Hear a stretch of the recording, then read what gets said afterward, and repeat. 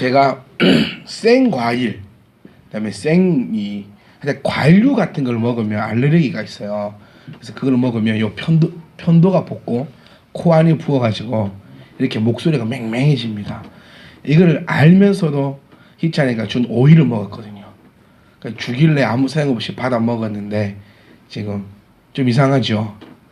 네, 그러니까 집에 갈까요? 그래서 든 생각은 내가 연약한 줄 알면서도 항상 그 연약한 속에 살아가고 있는 우리의 모습들을 우리가 한번 좀 발견하고 또 한번 생각해 보았으면 좋겠습니다. 우리가 항상 죄 짓는 거, 우리가 항상 넘어지는 거, 우리가 항상 그것 때문에 뭐 쉬운 말로 뭐 시험 당한다라고 하는 걸 보면 항상 당한 그곳에서 당합니다. 항상 똑같은 거.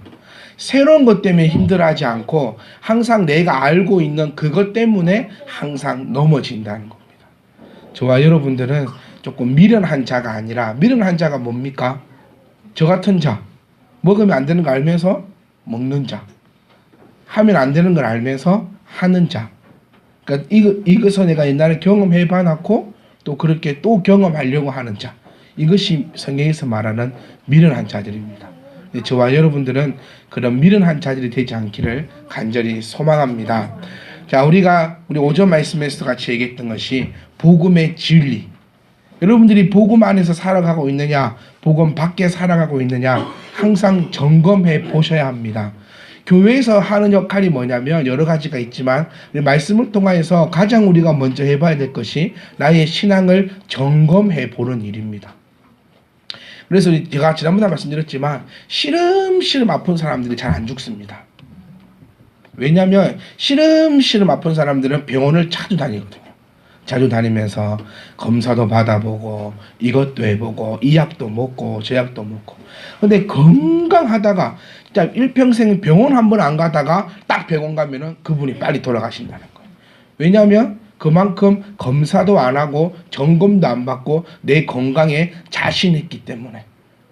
가장 우려스러운 신앙인이 무엇이냐면 내 신앙에 있어서 자신하는 사람이에요. 목사도 정신 안 차리면 넘어지는 것입니다.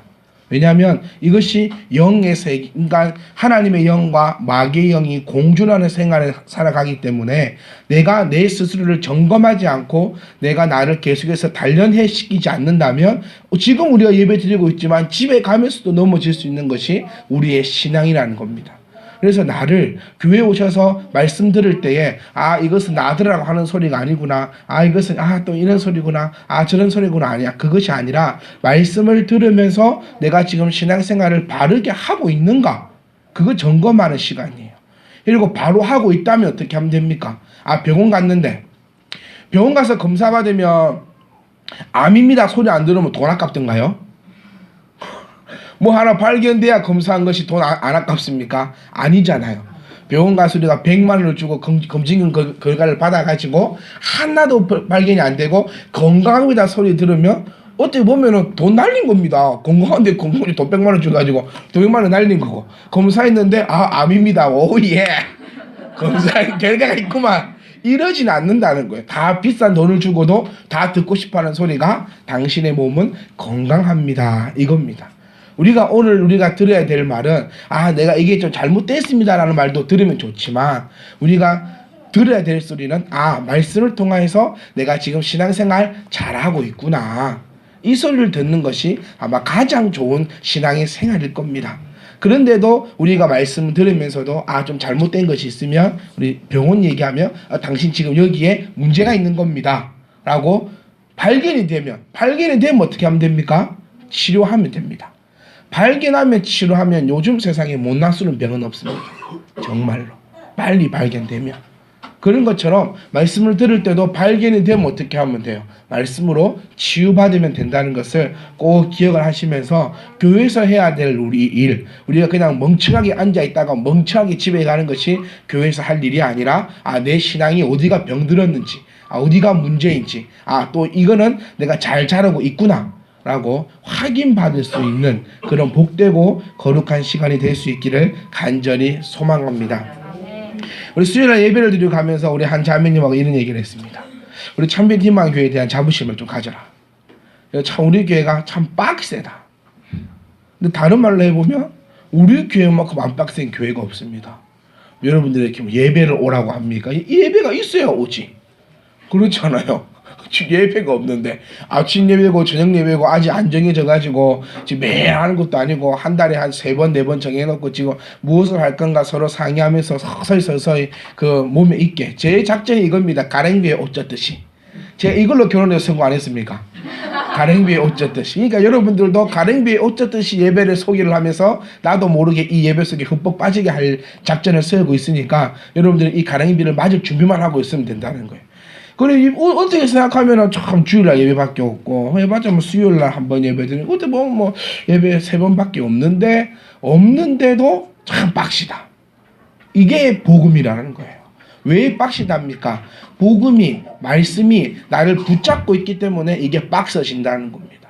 옛날에는 내 마음대로 살아왔는데 이제는 하나님 말씀이 내 안에 들어있으니 옛날처럼 살려고 하니까 내 안에서 요동은 칩니까 안 칩니까? 요동이 치진다는 거예요. 이러니까 뭐지 된다? 빡세다는 거예요. 옛날에는 아무런 죄책감 없이 아무런 감동 없이 아무런 감흥 없이 이런 짓을 하고 살았는데 이제는 내가 그 짓을 하려고 하니까 이거는 아닌다. 이거는 하나님께서 싫어하시는데 이것은 말씀이 아닌데 라고 하면서 나를 붙잡아주는 그것이 복음의 진리요 그것이 복음의 능력입니다. 가장 큰 복음의 능력이 뭔지 아십니까? 저와 여러분들을 이 자리에 앉혀놓는 것이 가장 큰 복음의 능력입니다. 저와 여러분 같은 존재들이 여기서 한번 다 감사하게 여기서 성질 없는 사람이 누가 있어요? 성질 없는 사람. 뭐 우리 교회에서 뭐 사모님이 성질이 더럽니 박영 집사가 성질이 더럽니 뭐 서로 뭐 쌍벽을 이룬다는데 가지고 보면 성질 좋은 사람 한 명도 없어요. 계신 분 중에서. 나 성질 좋아요 하는 사람 한번 일어나 보십시오. 내 성질은 뭐 천사야 이런 사람. 저희 집에서 제 아버지한테 자주 하는 말이 있습니다. 법 없이는 못 사실 분. 잘 들으세요. 잘 들으셔야 됩니다. 법 없어도 살 사람이 아니라 법 없으면 못 사실 분. 제 집 유행인데 잘 들으셔야 돼요. 그런 것처럼 우리 같은 사람이 지금 이 자리에서 나는 죄인이여 고백하며 하나님의 그 은혜만을 바랍니다라고 앉아있는 이것이 복음의 능력이라는 겁니다. 그래서 우리는 제가 제발 기도하고 또 기도하는 것은 예수님 저에게 예수님을 보여주십시오라는 마음으로 병들려고 노력하지 마시고 지금 이 상태로 날마다 평안하게 복음의 능력 안에 들어가 있을 수 있기를 간절히 소망합니다. 우리 말씀을 보시면 우리 교회도 마찬가지입니다. 순기능이 있으면 항상 역기능이 생깁니다. 항상 역기능이. 우리 스데반 집사 말씀을 봐도 스데반 같은 사람이 있는가 반면 그를 돌로 쳐 죽이는 사람도 있다는 것입니다. 그렇죠? 그리고 우리가 지금 우리 크리스마스를 성탄절을 준비해서 성탄절의 중요한 인물들 함께 보고 있는데 우리 지난주와 지난주 봤던 사람이 마리아와 요셉이거든요. 마리아와 요셉처럼 하나님의 일에 기히 쓰임 받는 사람이 있는가 반면 오늘 헤롯처럼 하나님의 일에 회방 놓는 사람도 분명히 있다는 사실입니다. 이게 무슨 말이냐면 하나님의 영이 계시고 악의 영이 있다는 것입니다. 여러분들은 어느 편에 서시렵니까? 어느 편에? 교회도 마찬가지잖아요. 교회가 이렇게 성장하고 또 이렇게 부흥하고 또 이렇게 하기 위해서 기도하고 준비할 때에 목사님과 함께 으쌰으쌰 하는 그런 분도 계시고 또 반대로 반대 아닌 반대만 하는 사람도 분명히 또 있다는 겁니다. 제발 소망하는 것은 다른 교회는 어떨지 몰라도 참빛 희망 교회만큼은 우리 성경에서 나타나고 있는 그런 복된 교회가 될 수 있기를 간절히 소망합니다. 자, 헤롯 왕이 많이 나옵니다. 헤롯 대왕이. 자, 여러분들이 알고 있는 헤롯 대왕이 몇 명입니까? 헤롯 대왕은 우리 크게 4명으로 나타납니다. 지금 오늘 보면 마태복음 2장 1절에 나온 헤롯, 마태복음 14장 1절에 나오는 헤롯, 사도행전 12장 1절에 나오는 헤롯, 사도행전 25장 13절에 나오는 헤롯. 이 총 4명의 헤롯이 있는데 이 4명 다가 한 인물이 절대 아닙니다. 이 한 인물이 다 아니고 헤롯 가문의 왕입니다. 헤롯 왕. 그래서 지금 나오는 이름은 헤롯, 그 다음에 마감에 나오는 이름은 헤롯 안티파스, 사도행전 12장에 나오는 것은 헤롯 아그리파 1세, 사도행전 25장에 나오는 헤롯은 헤롯 아그리파 2세입니다. 그러니까 이 헤롯에 대한 이름의 뜻은 영웅의 아들이라는 의미인데요.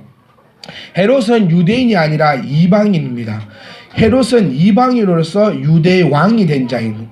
그의 아버지 안티파텔은 에돔 사람이었고 그의 어머니 제가 적어왔습니다. 키프로스 역시 나타티아 여자입니다. 모르겠습니다. 어느 나라 사람인지. 하여튼 중요한 건 뭐냐면 두 사람 다 아버지와 어머니가 유대와는 전혀 상관없는 이방인이다. 쉽게 얘기하면 우리 한국 나라 조선의 왕이 저 미국 사람이 왕이 되었다. 이렇게 보시면 훨씬 쉽습니다.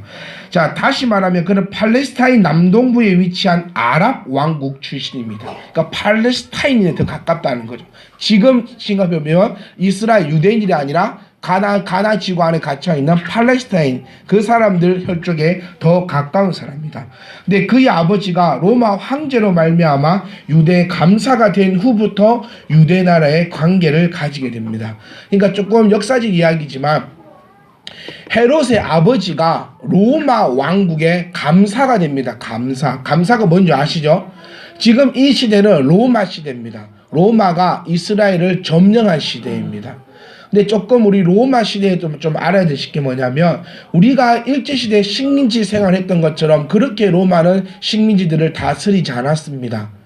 일본은 우리나라의 문화를 전부 다 말살시키려고 했죠.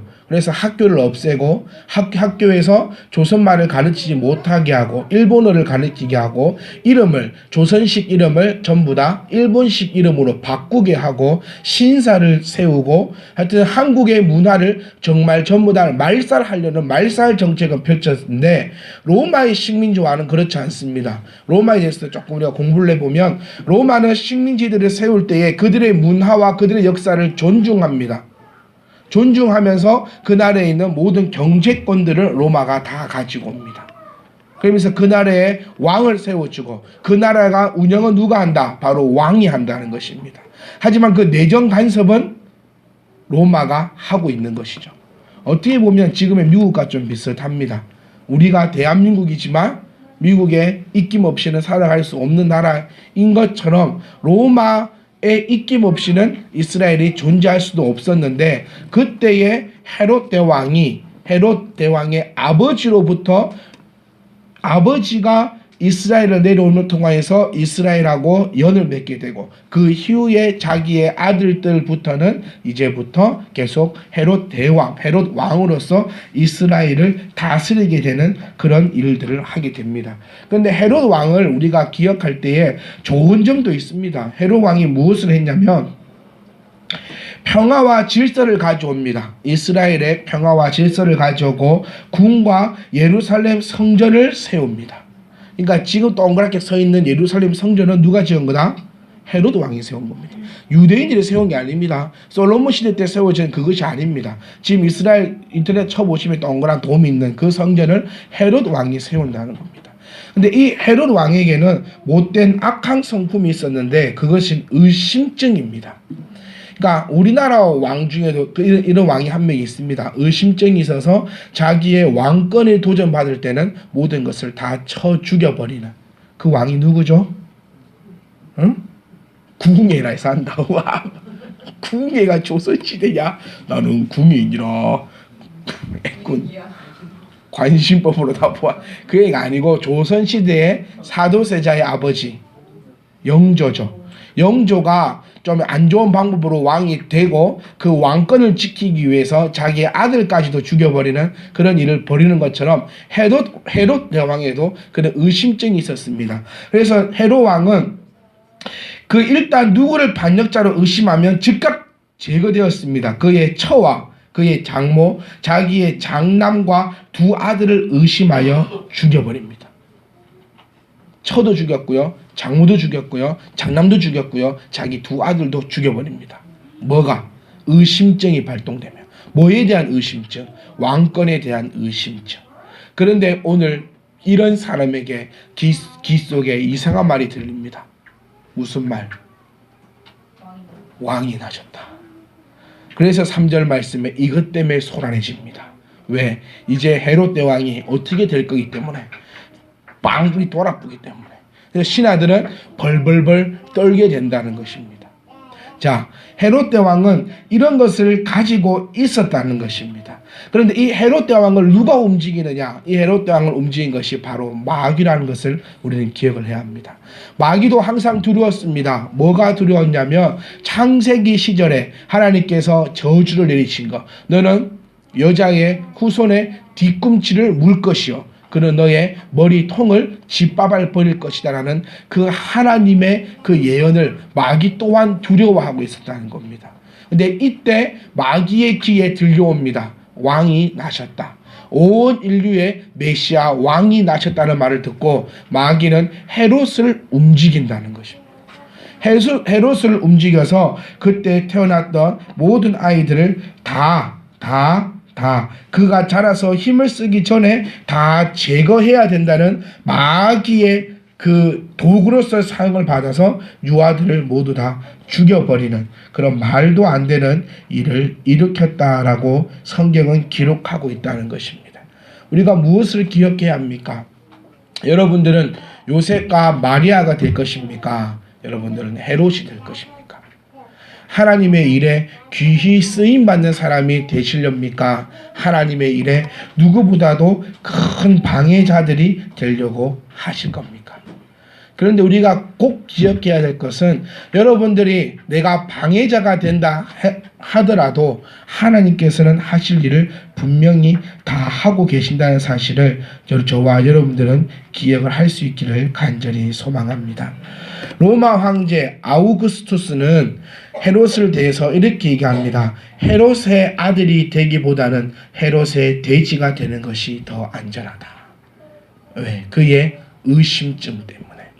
그래서 우리는 이 구절들을 보면서 무엇을 한 가지 알 수 있냐면, 헤롯의 이야기, 예수님의 이야기, 동방박사의 이야기, 모든 것이 허구다, 역사다.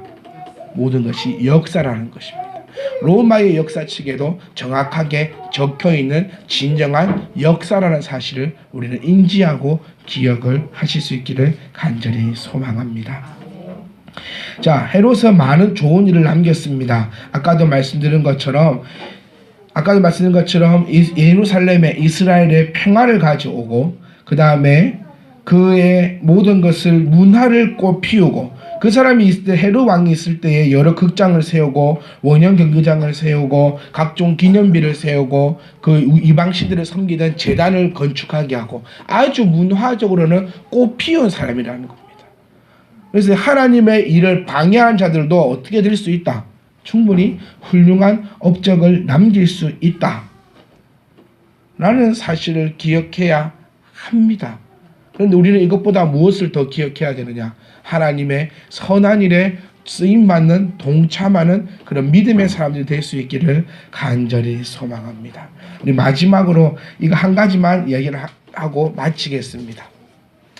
헤롯 왕은 자기가 다른 왕이 태어났다는 소식을 듣고 3세 이하의 모든 아이들을 다 죽이라고 합니다. 그것으로 끝이 납니까? 아닙니다. 헤롯 왕은 그 이후에 3년 안에 그의 생식기와 그의 모든 곳에 벌레가 들끓어서 그는 벌레에게 몸이 파여져 먹어서 죽음을 맞이하게 된다는 것입니다. 하나님의 일을 지금 당장 방해할 때는 아무런 피해도 없는 것 같습니다. 하나님의 일을 내가 대적한다 할지라도 지금은 내 왕권이 지켜질 것 같지만 결국에는 하나님으로부터 그런 저주를 받을 수밖에 없다는 그것을 기억하시고, 우리가 교만하거나 자만하거나 내가 하나님보다 더 높다는 그 생각 다 버리시고 오직 예수 그리스도를 왕으로 모시는 저와 여러분이 될 수 있기를 간절히 소망합니다. 기도하시기